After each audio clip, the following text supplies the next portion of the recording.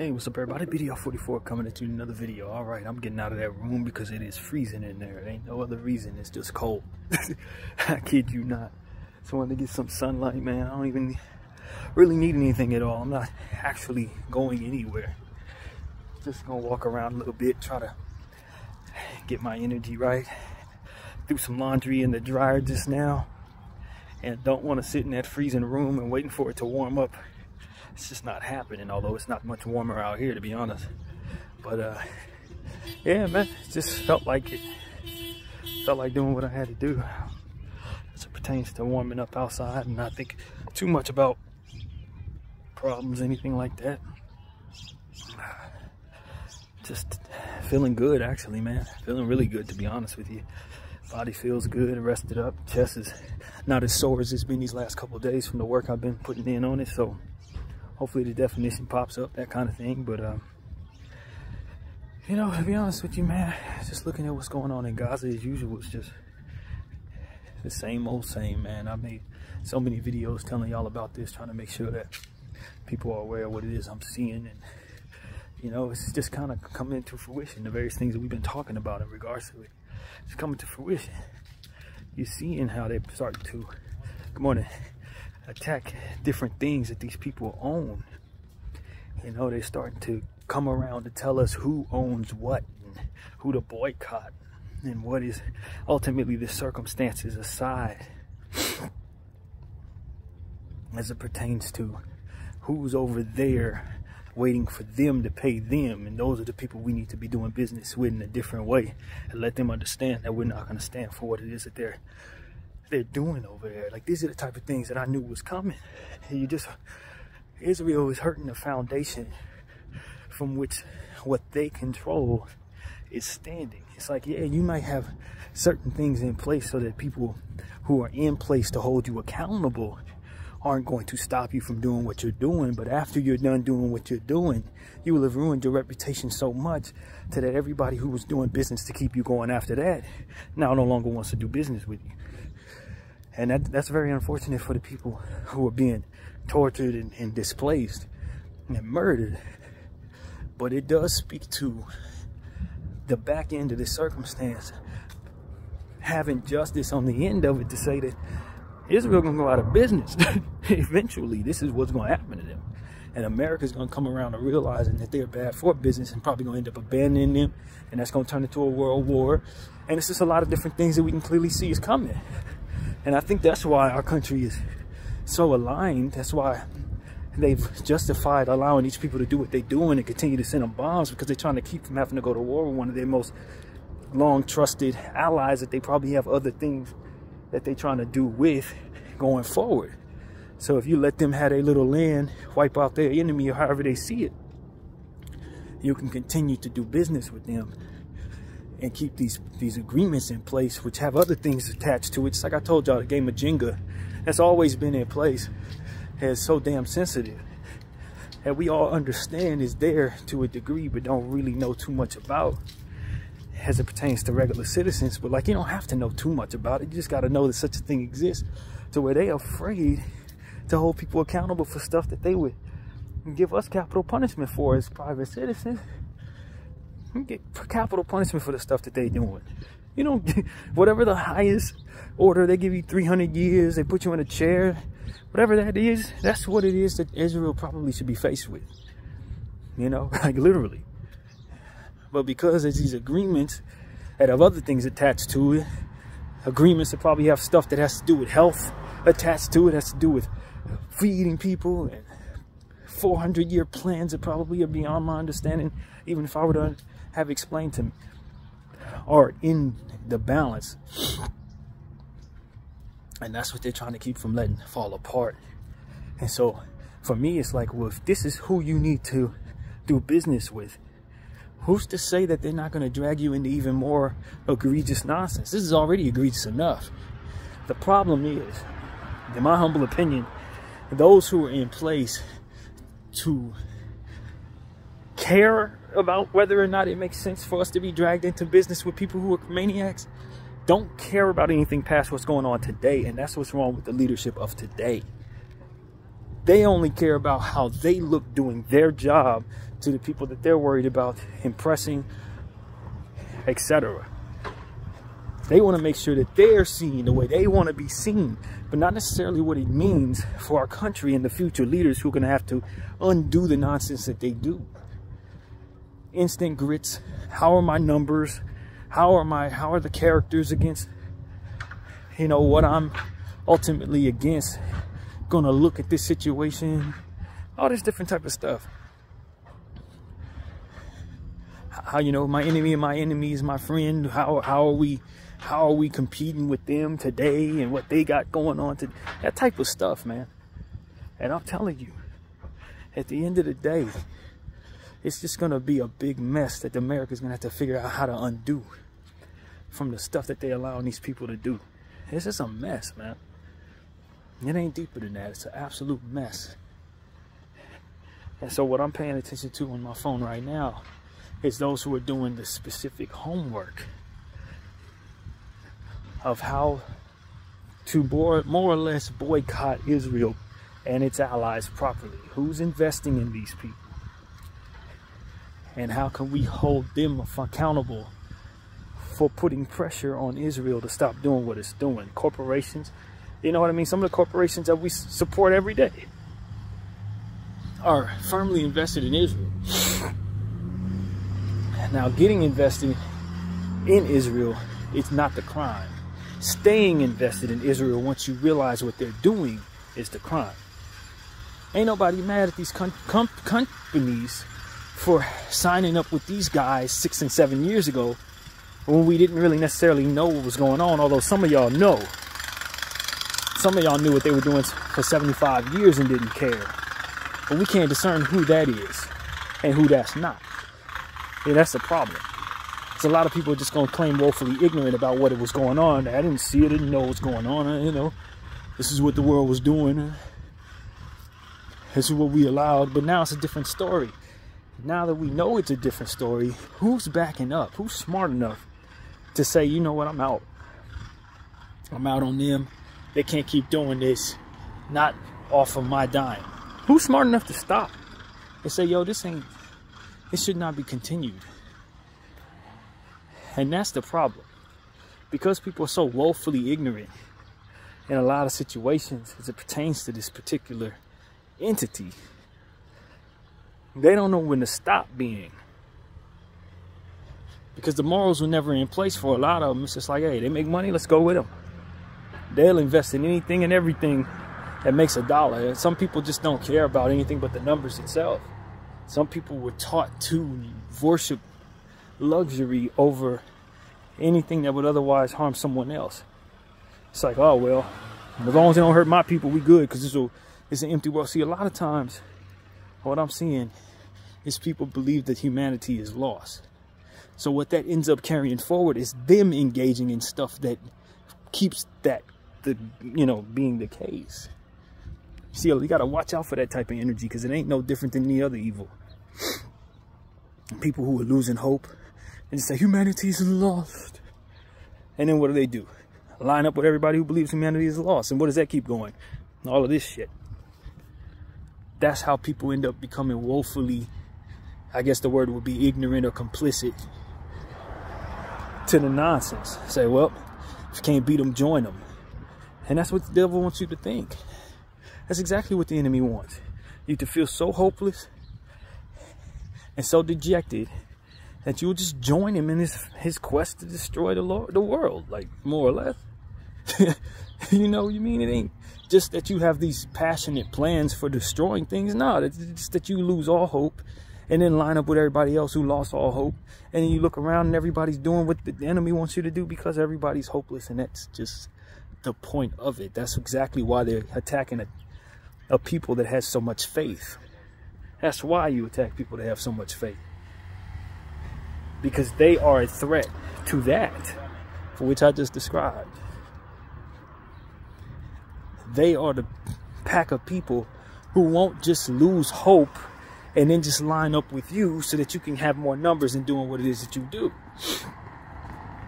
They are the ones who are going to turn some of those people who are doing what you do into remembering that hope is not lost so long as they keep up that fight in faith against the hopelessness that is in place against them. And that is what this war is really about. It's the fight against faith.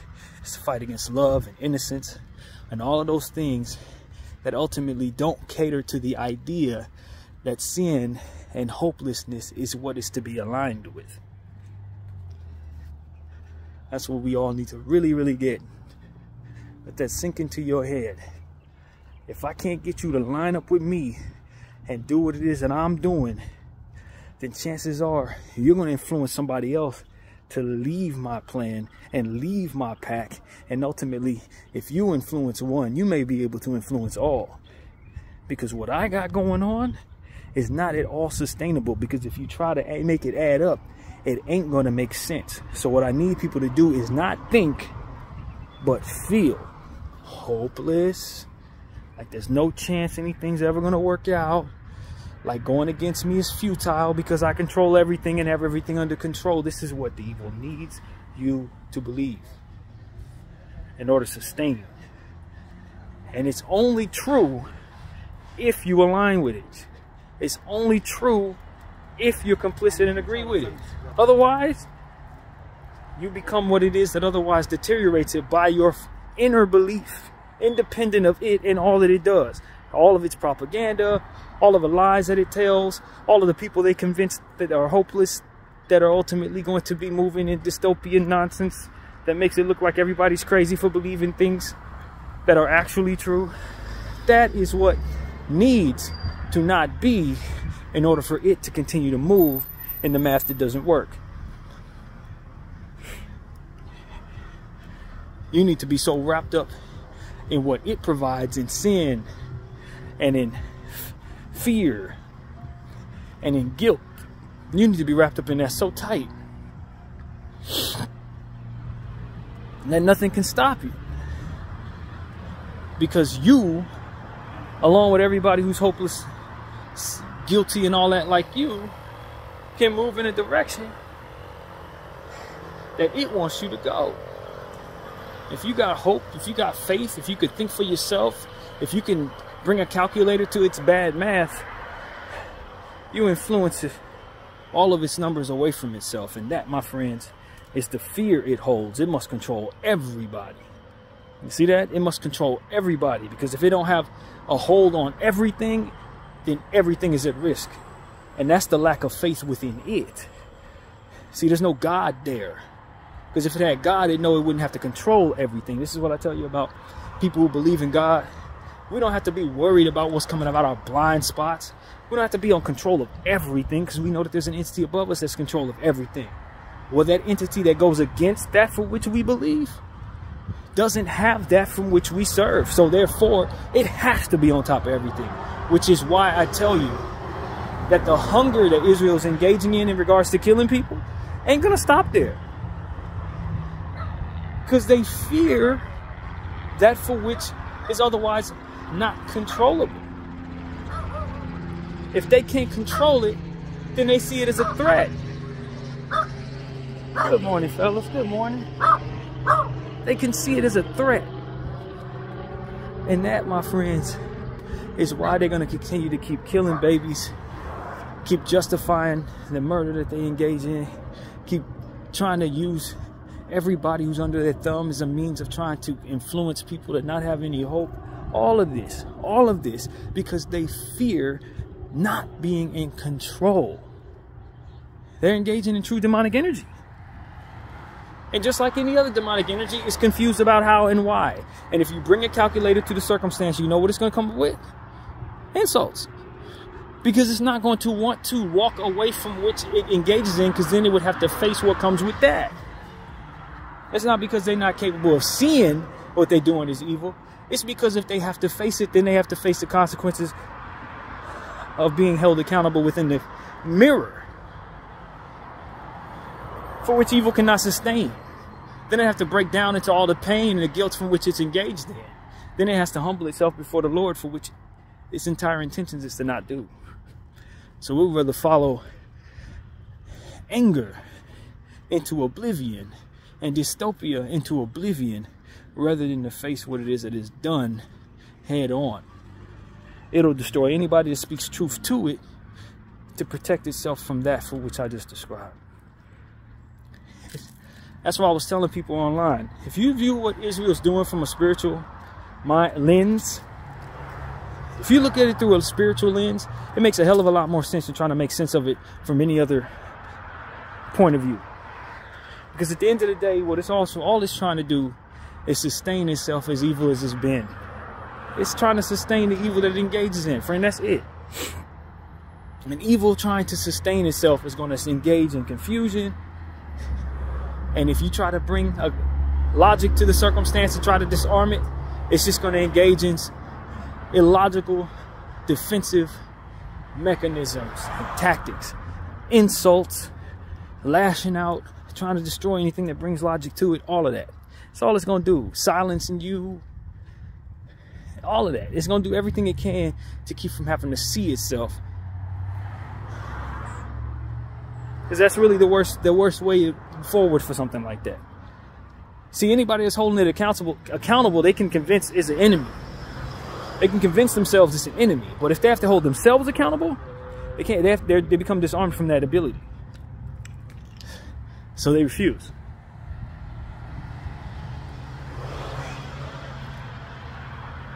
You know, I saw something on TV, on the internet rather today.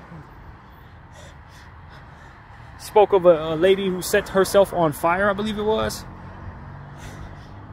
with a Palestine flag around her. She's in critical condition. She actually did not die. Hopefully she can survive this.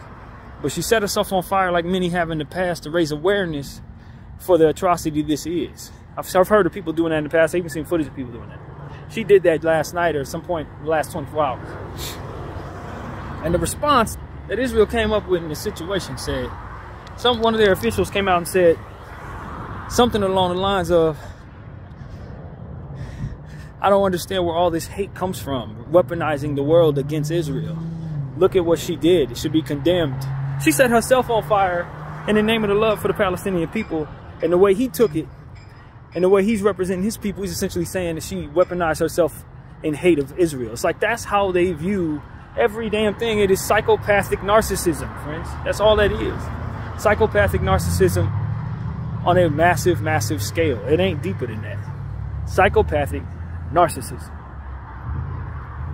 That's what helps people engage in that type of craziness.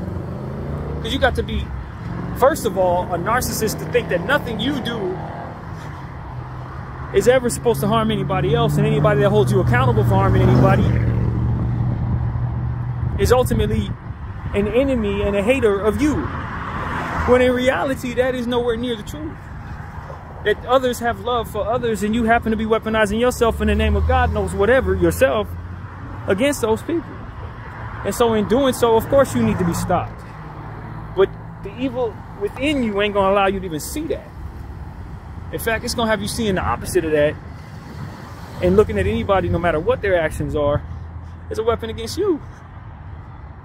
As a weapon against the evil that you do, that you can't see as evil at all. Israel has a right to defend itself.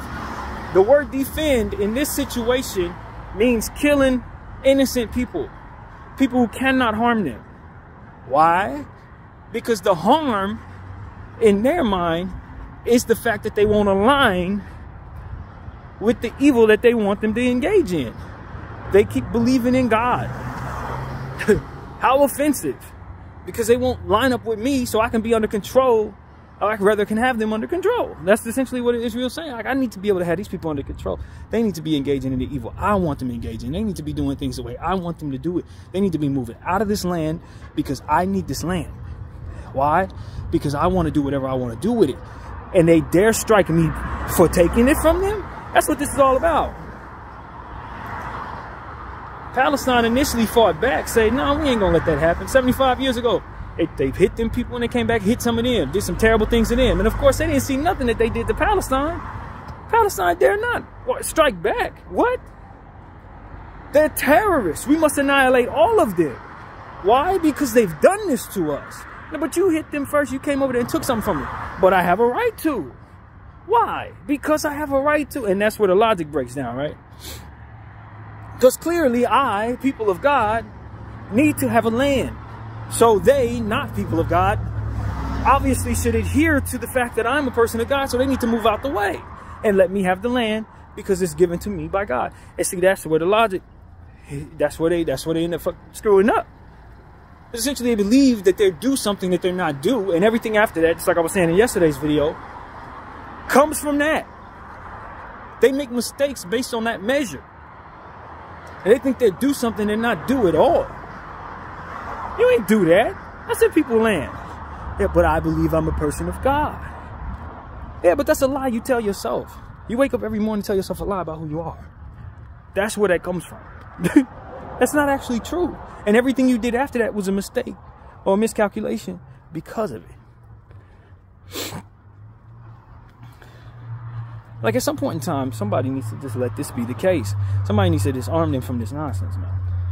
And it should have been done long ago when they started showing hints of this type of nonsense in other areas of action. Since nobody was paying attention to Palestinians because they didn't have no money. And you know how we are about money.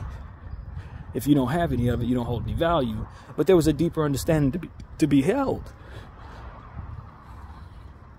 And we let, and I say we as in the Western world, let them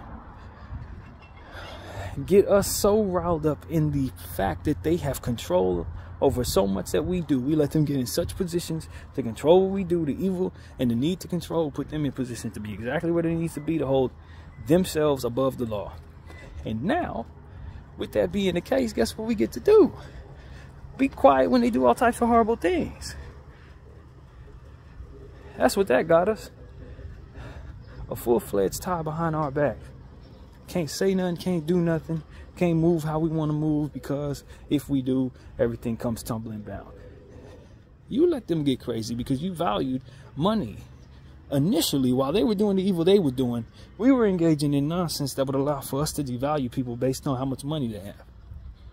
Had that evil not been in place in our hearts, they would have never gotten the power they got. They understood us from that standpoint, and just like any other evil that needs evil to line up with itself, they were able to get us to line up with that nonsense.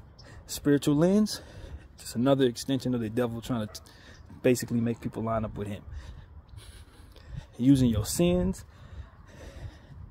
the evil of your intentions, your guilt, your fear, your hopelessness, feeling like ain't no God, ain't nobody, no humanity, so you just gonna line up with everybody else who's doing deals like that, using all of that against you. That's where it comes from. It's a hopelessness that starts off all of that. Ain't no use. Ain't no use? Okay, and you are going to keep it being no use by engaging in that very thing, that very thought is what makes it so that evil can do exactly what evil do. And so they recognize that within the evil of their hearts, they saw the sin within ours and said, we know how to get to them. We know exactly how to get to America. We know how to get America's back pocket. Yeah, they're a superpower, but they ain't all that intelligent. So let's, by way of our fear for not having certain control so that we can continue doing the things we want to do, let's nestle ourselves right in there with America, use their guilt and their stupidity and their racism against them, get in there and become all of the different things that they need us not to be in order to hold us accountable.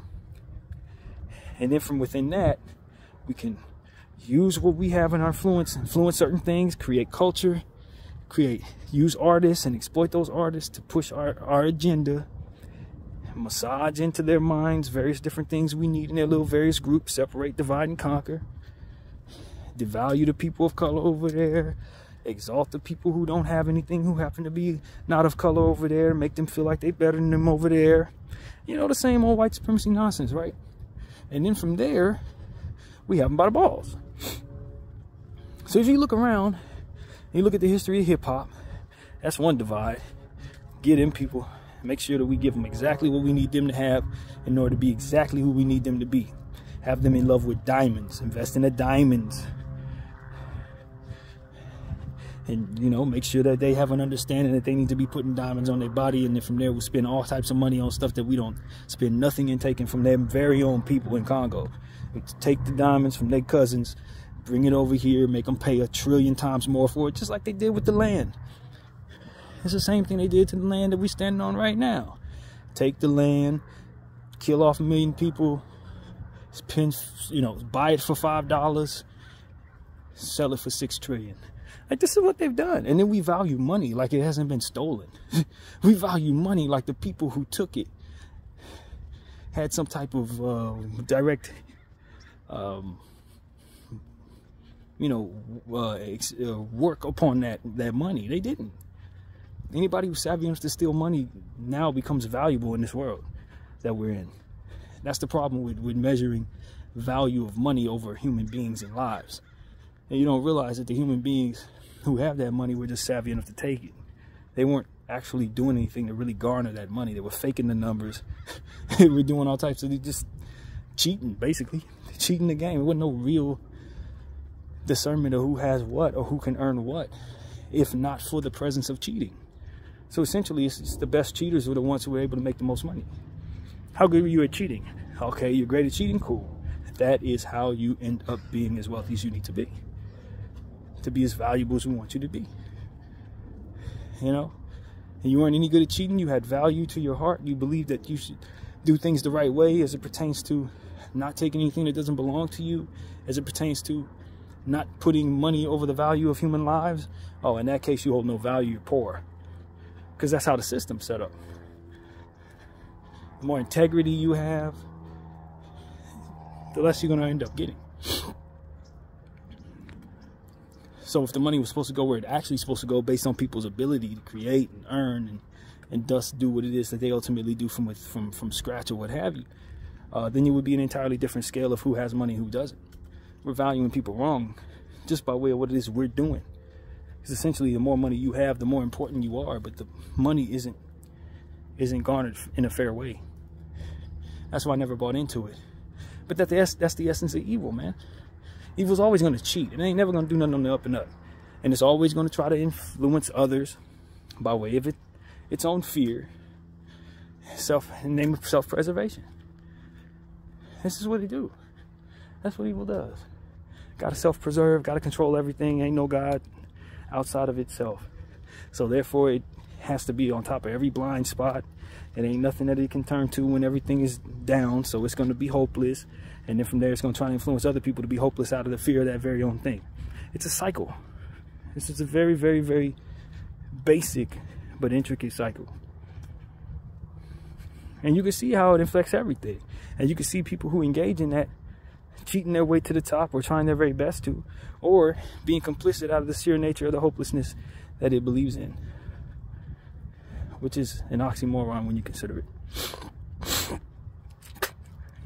Very inconsiderate at that. So, that's what I'm telling you guys. Like, that's why I think capitalism is trash, because it isn't based on actual math.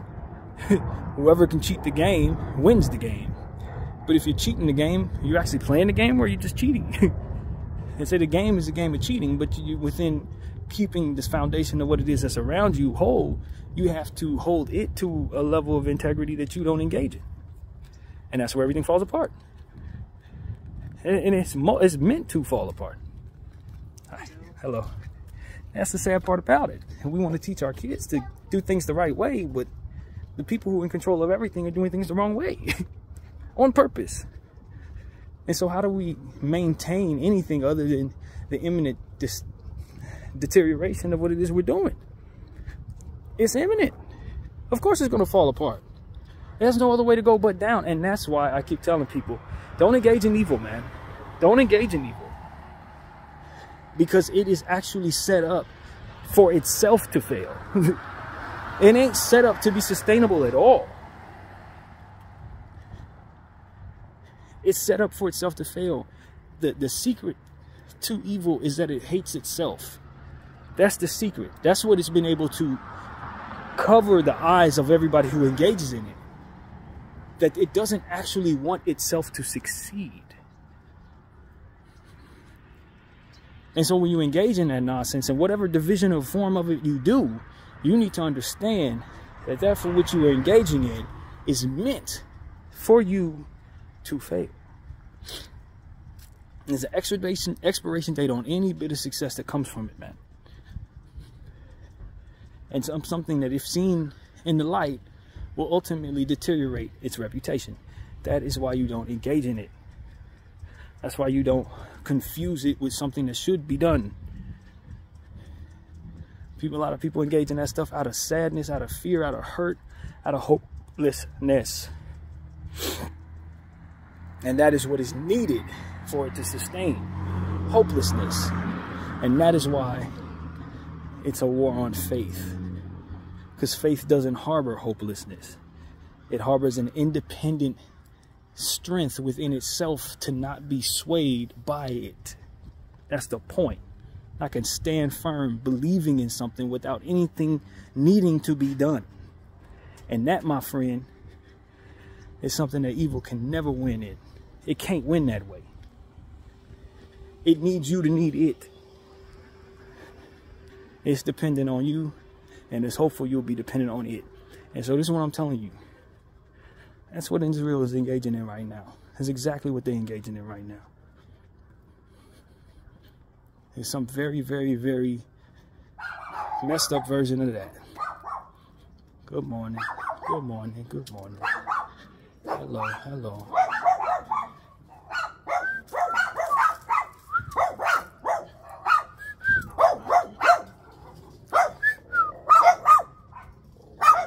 Gee, fellas. At any rate, that's what it is, man.